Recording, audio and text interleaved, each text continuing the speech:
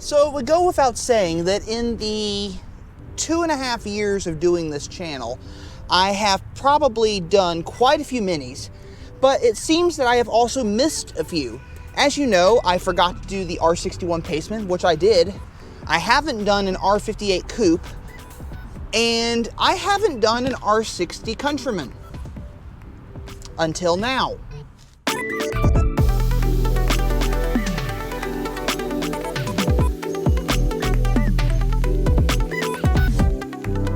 This is a 2016 Mini Cooper S Countryman All4, and this is the last year of the R60 Countryman. The color is blazing red, and the dealership here calls it blazing saddles. Black roof, black mirror caps, black trim rings. In fact, it is a really nicely spec'd out 2016 Mini Countryman. It has room for 5 passengers, has a 6-speed automatic transmission. It even has navigation. And in fact, as bargains go, it is just under $20,000 as a used Mini. I don't know what the MSRP was on this car when it was brand new, but for under 20 grand for a lot of stuff, that's actually a pretty good spec. So what else is great about this car? For one, it does have the nice sport bucket seats for the Countryman with these side bolsters, very comfortable, leatherette interior, which is something you find in most Minis. In fact, you typically found this interior in most second generation Mini Coopers and in most first generation Mini Countrymans. Inside you also find a tan headliner along with a panorama sunroof. So this is a really well spec'd car. It even has Harman Kardon, as you can see. So it has about 10 speakers, I would say, in here. Starting it up with the key.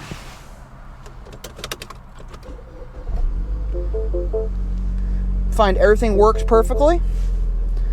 This is a lot different than the current Minis, obviously, because this is a info screen on the current ones, and this is the speedometer. Whereas in this is also a speedometer, and it goes around the outside as opposed to the needle going around the inside. So this is not touchscreen. Or is it? No, this is not touchscreen. You have to use this dial right here to change your settings. So, for example, we're going to go to vehicle info. You push down on it, and it pulls up the vehicle info. We got the vehicle status, tire pressure, all the settings in here, service required, check controls, so on and so forth. And it's very straightforward, and it's easy to operate. It even has office. That's unusual. So this is where your contacts would go. Where else do we got in here?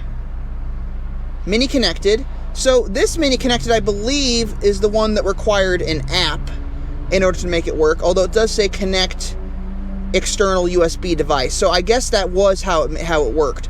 You have radio, you have your settings in here, so you can change your settings in here. You can change your lighting, you can change your speed notes and so forth. In fact, it really has everything that the current ones have, just not quite as easy to use as the current generations. Because as you know, the current generations, and especially in the Countryman, use a touchscreen system. In fact, I just found out that all 2021 model Minis are going to have a touchscreen system now, whether it's a 6.5, 6.6 inch screen or the 8.8 inch screen. And so that's a new thing I just learned recently about the cars. I'm actually kind of excited about that.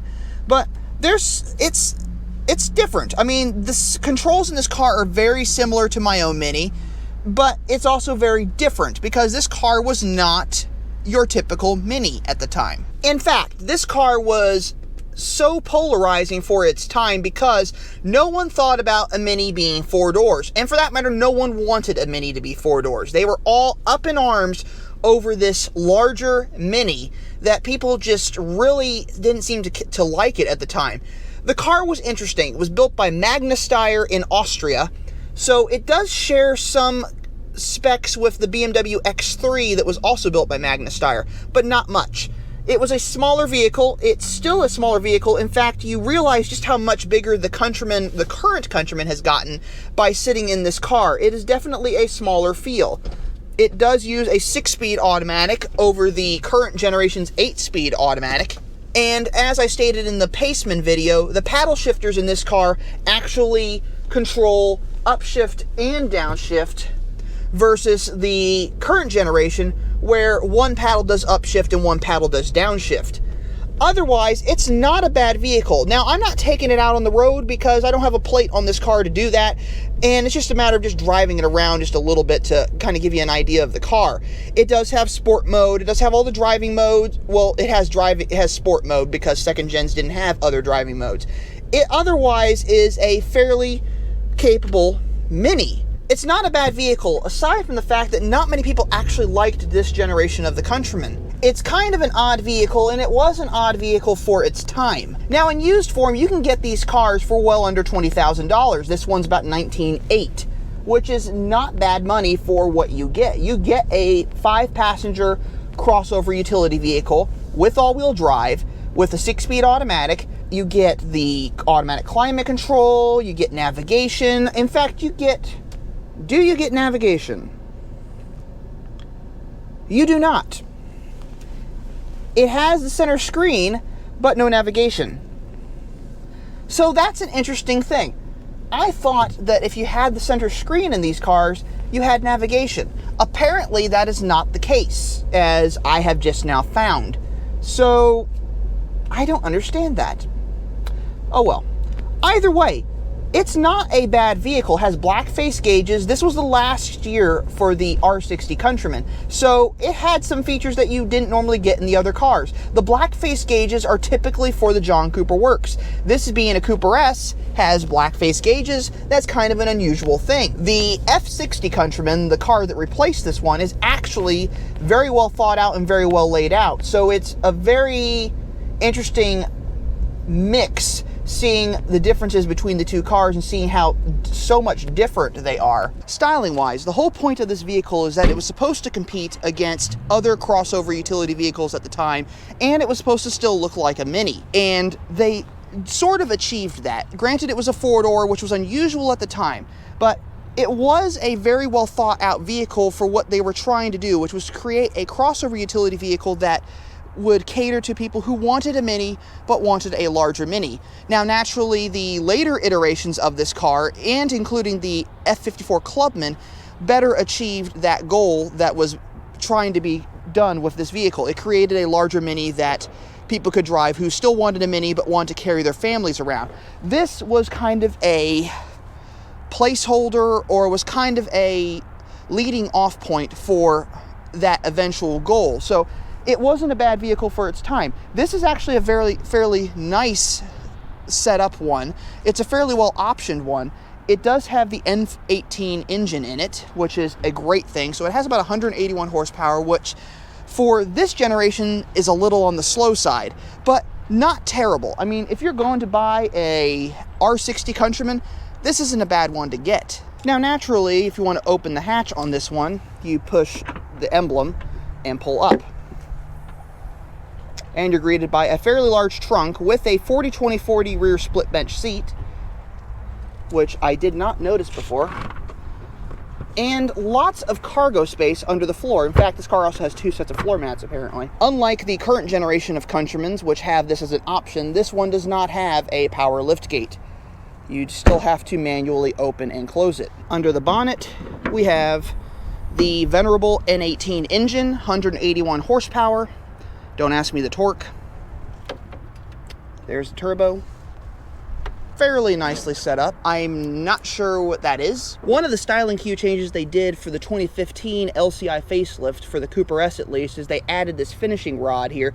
Now, you may recognize this on some of the current generation Cooper S models.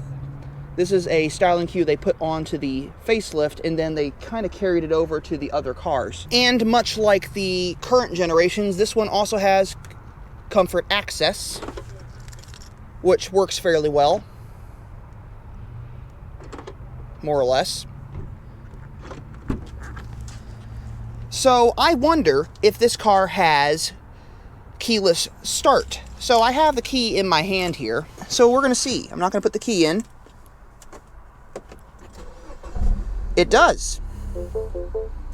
So all in all, this isn't a bad start for the Countryman model. This is where it started, this is where it's gone, and the current one is actually fantastic. So this was a good placeholder leading up to the eventual launch of the F60.